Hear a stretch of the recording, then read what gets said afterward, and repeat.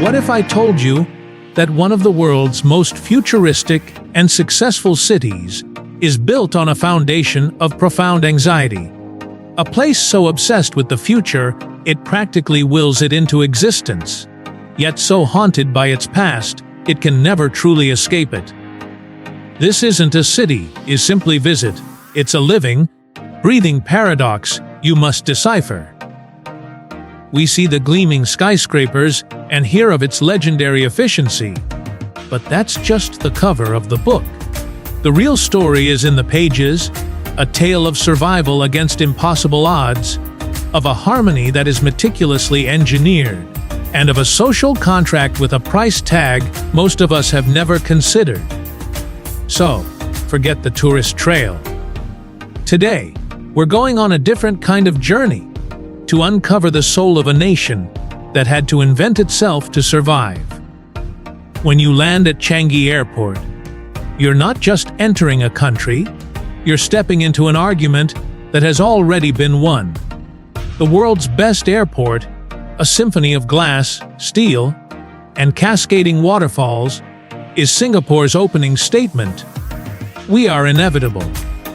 We are the future. It's a deliberate projection of competence, designed to impress from the very first moment. But this glittering facade conceals a history of desperation. The statistics are staggering, almost absurd. A nation with a GDP per capita that rivals the world's wealthiest, a tiny red dot that became a beacon of prosperity.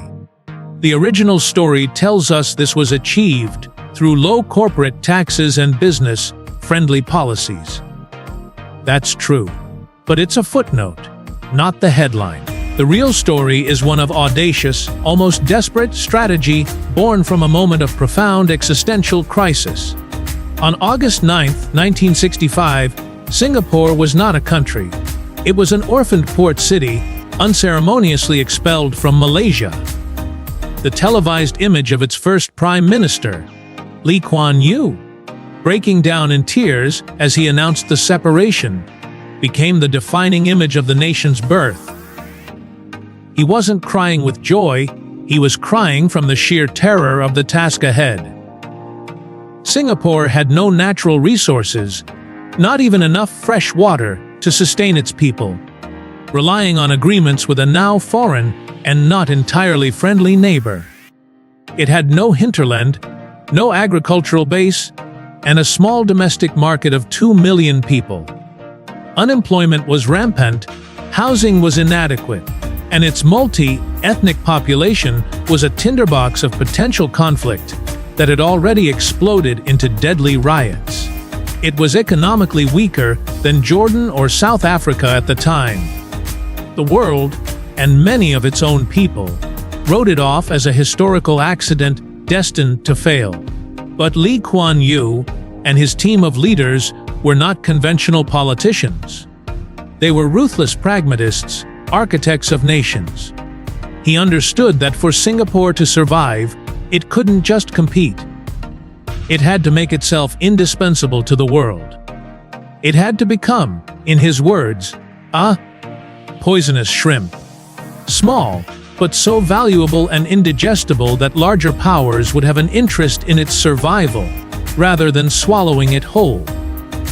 This wasn't about being business-friendly, it was about becoming the world's most reliable partner. The government created the Economic Development Board, the EDB.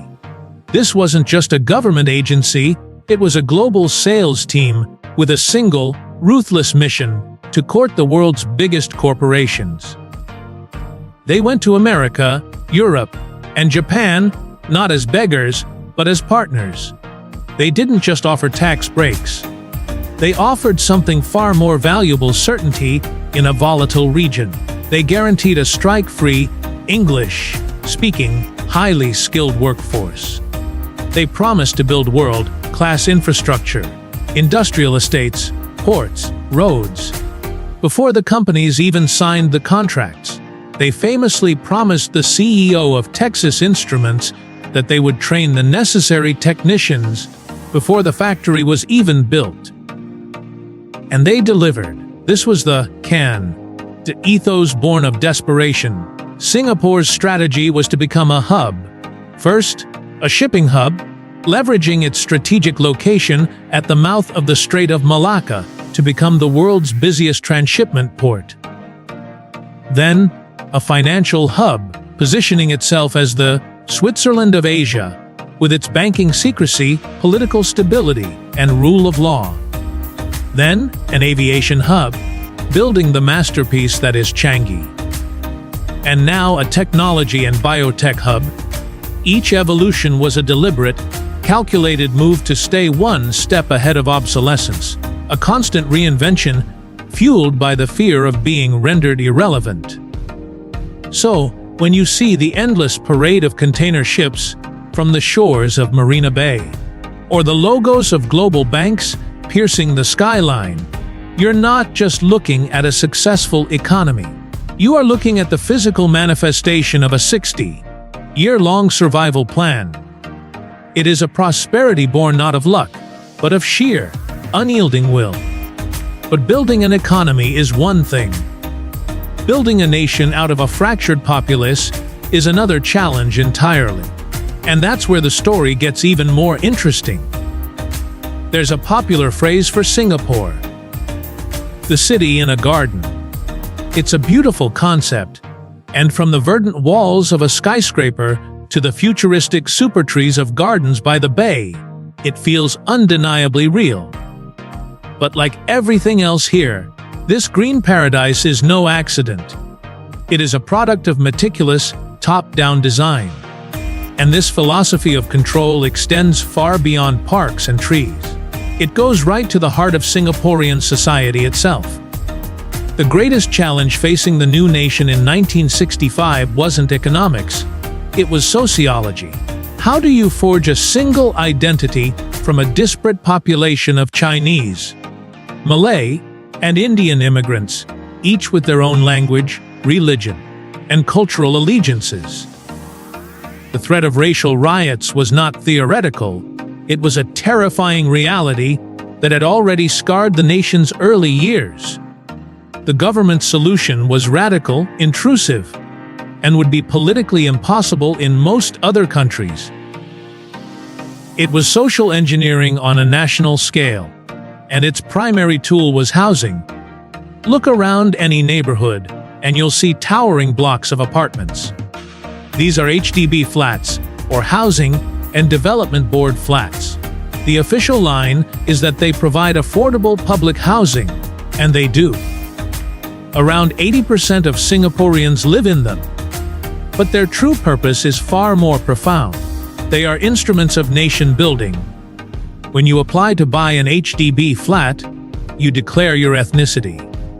The government then uses an ethnic integration policy, or EI, a strict quota system, to ensure that every single HDB block and every single neighborhood reflects the national racial balance of roughly 74% Chinese, 13% Malay, and 9% Indian. Think about that. A Chinese family cannot sell their flat to another Chinese family if it would tip the block's quota. They must sell to a minority family. This policy, which sparks debate even today, was designed to force interaction. It prevents the formation of ethnic ghettos that had been a source of tension in the past. By law, your neighbors would be from different backgrounds.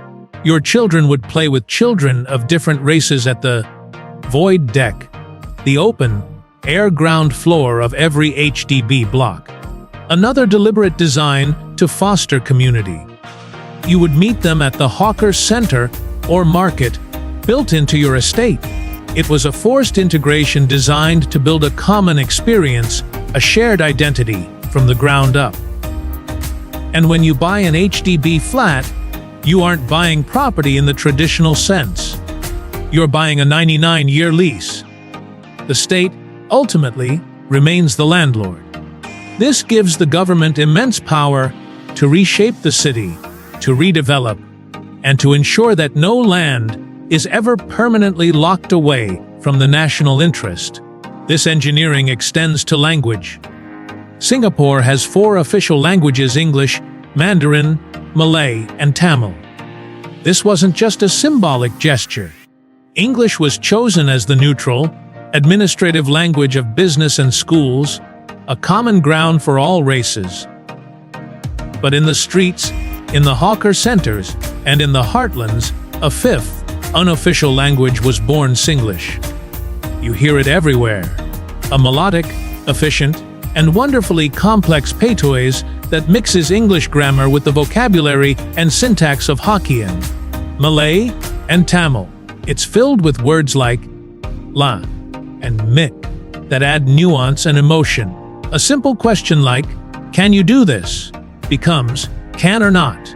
A direct and efficient inquiry. Frustration is expressed with a simple "Ayo" or "Sayo," crazy. To outsiders, it can be bewildering. For years, the government tried to stamp it out with its "Speak Good English" campaign, seeing it as a barrier to international communication. But they failed. Singlish is more than just a dialect. It is the authentic voice of the Singaporean identity. It is the cultural glue, the sound of shared experience, the code that binds a nation that was willed into existence. It is proof that even in the most meticulously planned society, culture finds a way to grow, wild and beautiful, in the cracks of the concrete. There is an unspoken agreement at the heart of Singaporean life, a grand social contract. The government, in essence, makes a promise. We will give you safety. We will give you stability. We will give you a first world life, a clean environment, and a path to prosperity for your children. In return, we ask for your trust, your cooperation, and your acceptance of certain rules. And the rules are everywhere.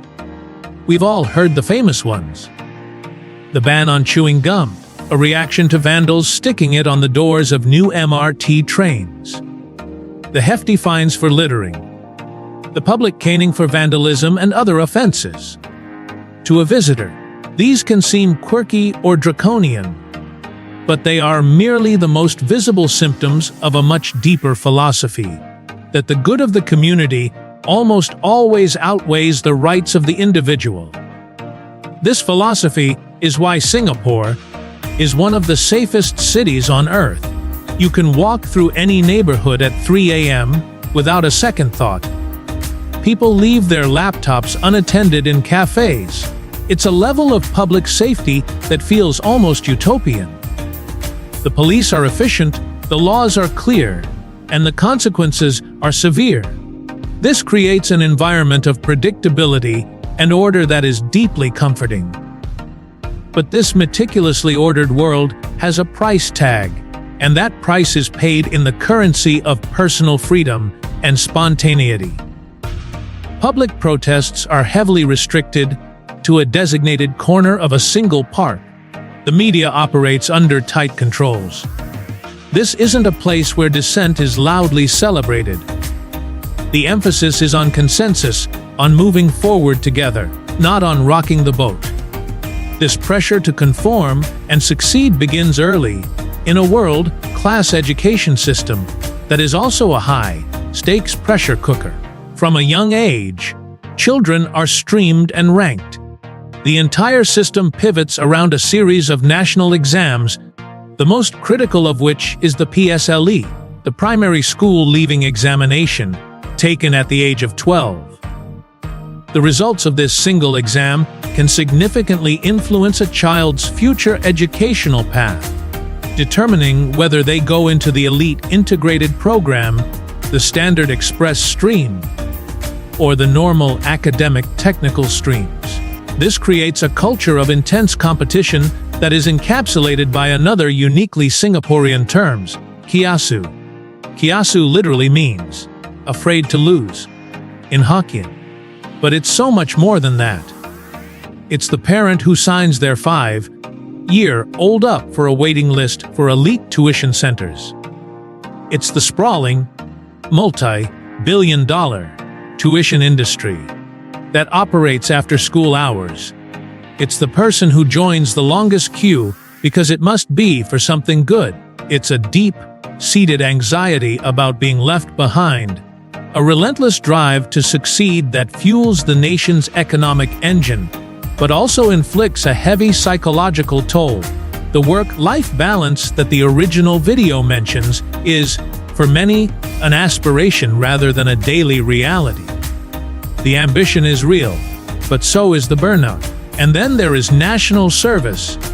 For over 50 years, every able-bodied Singaporean son, upon turning 18, must serve 2 years in the military, police, or civil defense force. It is a fundamental rite of passage. It's a great leveler. The son of a billionaire sleeps in the same bunk and eats the same food as the son of a cleaner. It forges bonds across racial and class lines, in a way that little else can. It is seen as the ultimate price of citizenship, the duty to defend the tiny nation that their parents and grandparents built. It instills discipline and a sense of shared sacrifice. It is another pillar of the social contract. The state will protect you, but you must also be willing to protect the state. This is the central paradox of Singapore. The system is designed to provide security, but it fosters a deep-seated insecurity. It creates immense opportunity, but also immense pressure. It's a paradise with a performance review. One of the first things that strikes you in Singapore is the effortless flow of traffic. Even during rush hour, the city moves. The MRT, the public train system, is a marvel of punctuality, cleanliness, and air-conditioned relief from the tropical heat. It's easy to assume this is just another example of Singaporean efficiency. But it's not. It's another case of radical, top-down engineering designed to solve a problem before it crippled the city. The reason Singapore's roads are clear is because the government has made owning a car prohibitively, almost absurdly, expensive. If you want to buy a car here, you don't just pay for the car. First, you must bid for a Certificate of Entitlement, or SOE. This is essentially a piece of paper, a license to own and operate a car for a period of just 10 years. The number of COs released is strictly limited by the government to control the vehicle population. The price is determined by open bidding.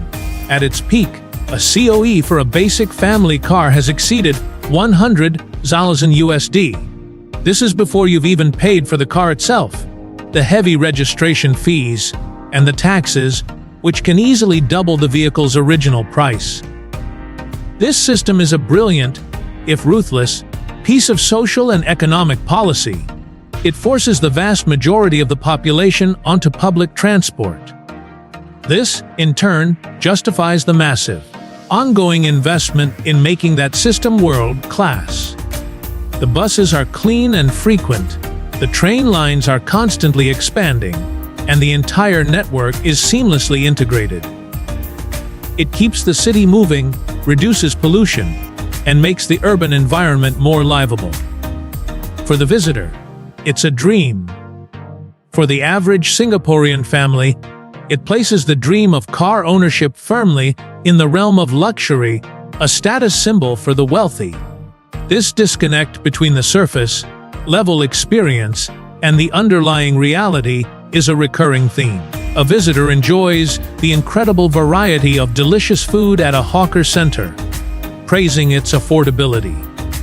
And it is affordable, but that affordability is a carefully managed government policy.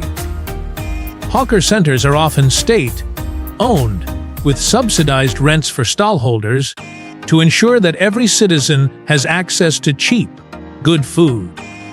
It's a slight release valve on the pressure cooker of high housing and transport costs. The experience of Singapore is fundamentally different for an expatriate on a high salary, living in a private condominium with a swimming pool, and a local family saving for years to buy their HDB flat. The expat sees Singapore as an efficient, luxurious playground. Their children attend international schools that cost a fortune. Their social life revolves around high-end restaurants and private clubs. The local citizen, meanwhile, navigates the complexities of the HDB application process, the PSLE results of their children, and the ever-present anxiety of upgrading to a better life. Life here is a constant balancing act.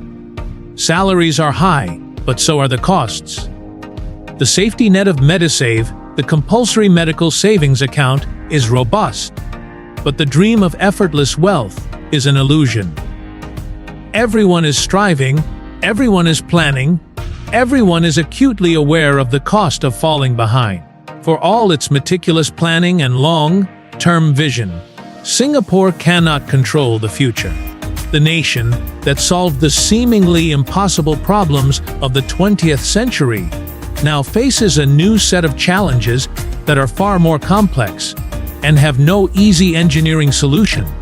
The first is demographics.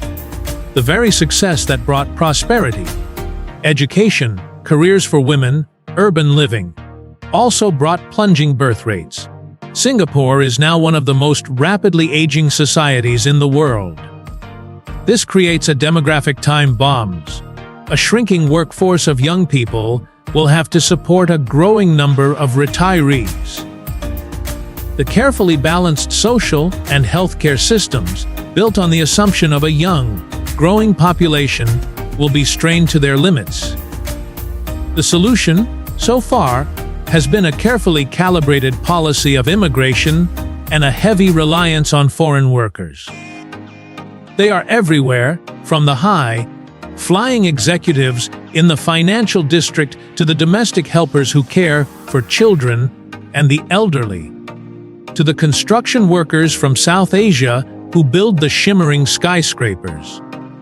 This has been an economic necessity, but it has also created social tensions. A 2013 government white paper that projected a significant increase in population to maintain economic growth was met with a rare and large public protest. Debates about national identity, competition for jobs, and the strain on infrastructure are no longer whispered. They are a central topic of national conversation. The engineered harmony of the past is being tested by the messy realities of the present. And then there is the most existential threat of all, climate change. As a low-lying island nation, Singapore is acutely vulnerable to rising sea levels. The government has identified this as a threat on par with national defense. It is planning to spend an estimated $100 billion or more over the next century on coastal defenses, raising infrastructure, and researching new technologies. They are already building polders, land reclaimed from the sea and protected by dikes, and planning for massive seawalls to protect the eastern coastline. The nation that conquered economics and sociology must now attempt to conquer hydrology and climatology. The story of Singapore is not over.